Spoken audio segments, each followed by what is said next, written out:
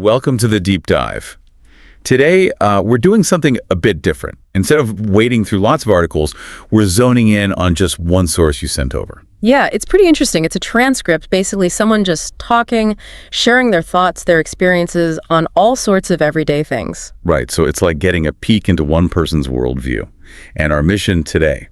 It's really to explore that perspective, see what pops out when someone talks about, who they admire, what they wear, food, skills, the things we all deal with. Finding the interesting bits, the connections, just based on what they shared in this one transcript. Exactly. Seeing the world through their unique lens. Okay, sounds good. Let's unpack this personal take on life. Maybe we can start with people in the public eye. Celebrities, the ones people look up to or sometimes react against. Yeah, the transcript jumps right in there. It mentions who stood out for this person. Their favorite seemed pretty clear. Oh, yeah, an actor, Shah Rukh Khan. From the Hindi film industry, right? That's the one. And what's interesting is how personal it feels. They said he's been making movies since I was 3 years old. Wow, that's a long time. Explains the connection. Totally. They even said they felt slightly obsessed with him. It really anchors it in, like a lifetime of watching him. And that leads to this really interesting bit about fame itself. Yeah. Like, would they want to be famous? Yeah, and the answer wasn't simple. It wasn't just yes or no. It would depend, I think, is the phrase. Exactly. The big thing was privacy, anonymity. They didn't like the idea of being so famous they couldn't do normal, everyday things. Makes sense. But there was a but, wasn't there? Yes. The flip side was wanting to be really good at something, so good that they built a reputation. So it's not fame for fame's sake. It's recognition for skill, for excellence. Yeah. But like balanced with a normal life. Precisely. It makes you think about what success really means, doesn't it? The different facets. It really does. Yeah. Did the transcript mention anyone they didn't like? It did, yeah. The other side of the coin. Okay, and the name that came up was Donald Trump. So here, just to be super clear for everyone listening, we're just reporting what the source material says. No judgment, no taking sides. Absolutely crucial. We're just relaying the information from the transcript. It says the speaker finds him not likable in any way. Okay. And that they felt he was a bad representation for Americans and called him the worst president. Got it. So that's the view expressed in the source, and we're just presenting it as it was written there. Exactly. All right, let's shift gears. Moving from public figures to something very personal, how we present ourselves. Fashion, colors. Yeah, that's always interesting. Often says a lot about identity. The transcript gives us a peek, starting with like a favorite clothing item. Which was jeans, right? Jeans. Specifically, they said they were a light wash or mid to light wash denim jeans kind of girl. Okay, specific type. And why jeans? Well, the reasoning given was super practical. It's all about versatility. You can wear them in the day, wear at night. Dress them up, dress them down. Right, make them chic or keep them casual. And the main thing, they're just easy. You don't have to think about it. I get that. That mix of being adaptable and just plain easy seems key. The transcript also mentioned traditional clothes, didn't it? Yeah. From India. It did, yeah. The sari. Ah, okay. And how do they describe it? Pretty vividly, actually. A single piece of fabric, 5 meters long, that you drape around yourself and over the shoulder. Right. And their feeling about it was really strong. Called it so beautiful and elegant and classy. High praise. They even said they think it's the most stunning outfit a woman can wear. Though they did add, kind of self-aware, maybe biased. Huh, fair enough.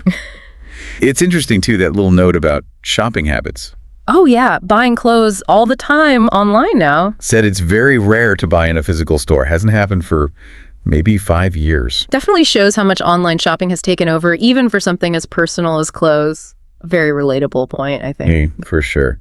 So beyond clothes, what about colors? Colors came up too. Their preferences seemed to lean towards brights. Yeah, they listed quite a few. Red, blues, greens, purples, pinks, white. Pretty much everything except black. Unless it's a car, apparently. Black cars are okay. Okay.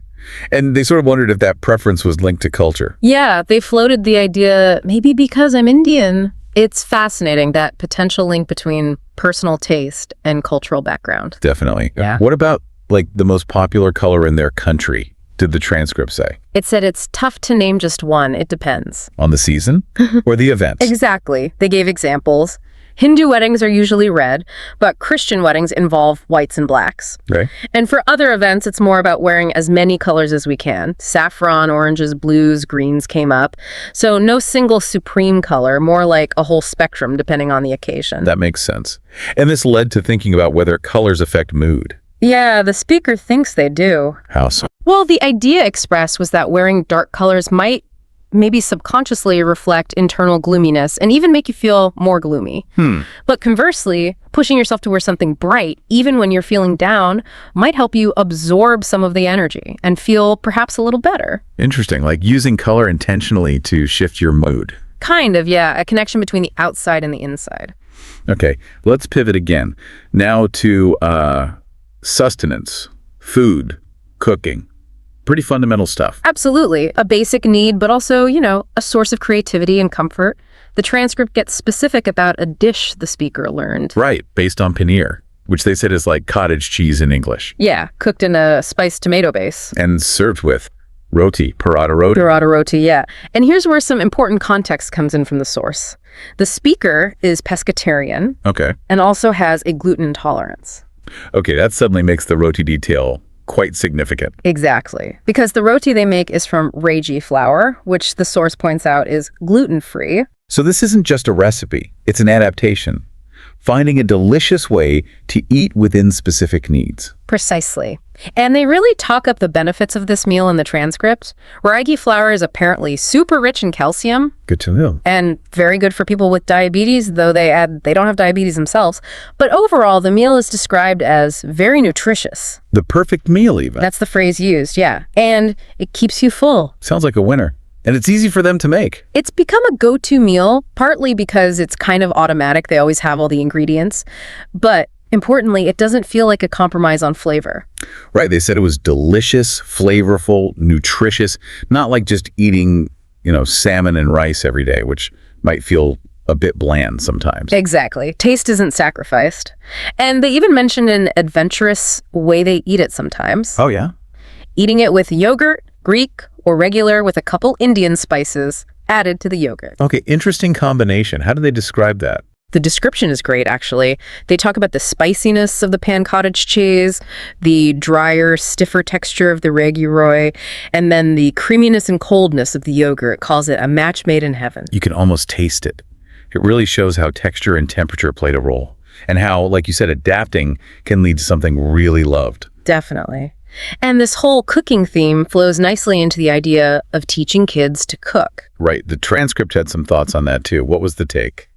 Well, they mentioned baking can be very fun. Things like little cookies that you can make shapes out of.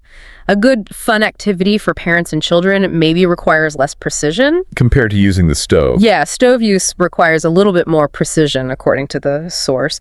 But the main point, the big takeaway, Should kids learn to cook? an emphatic absolutely. They called it a survival skill. Wow, okay. Not just a hobby, a survival skill. Yeah, and something that shouldn't be treated like a chore.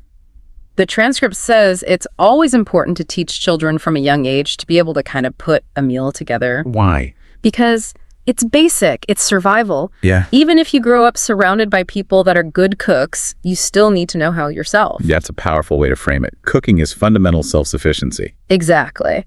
And taking cooking beyond the home kitchen, the transcript also touches on the idea of being a professional chef. Okay, from the perspective of someone not working as one, but thinking about it. Right. Based on their understanding. They mentioned skills needed, like needing a lot of trial and error. Which means you need patience. Very patient, yeah. And tied to that, an inherent passion for the food. You have to really care about it. Makes sense.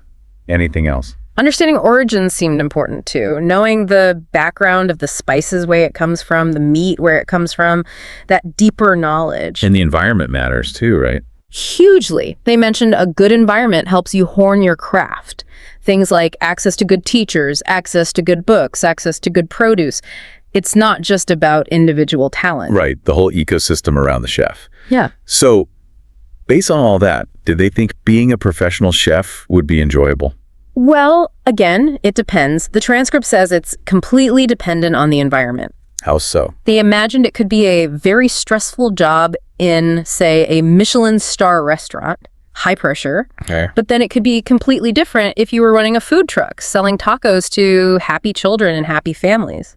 Much more relaxed, maybe? So it's not one single experience. Not at all. The enjoyment level really depends on where you worked, the kind of restaurant, how many people, the kind of food, the preparation involved, all those factors. It's a really nuanced view, recognizing the huge variety within that one profession. Exactly. Context is everything. Well, that brings us towards the end of this exploration of this really unique single source you brought in.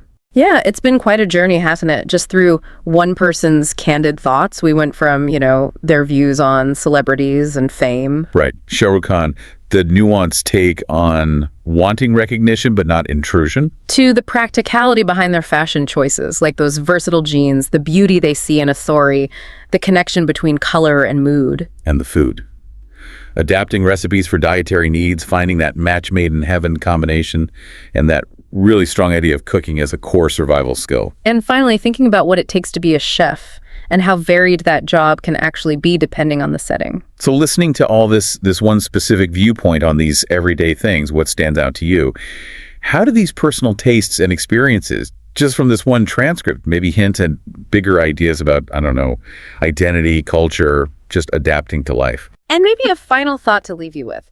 Thinking about cooking as survival, creativity born from necessity, like the gluten-free roti, and how the environment shapes a job like being a chef. How do these things connect? How do the practical skills we learn, the daily choices we make about food or clothes, how do they all weave together with our well-being, our cultural connections, and just our ability to navigate all the different situations life throws at us?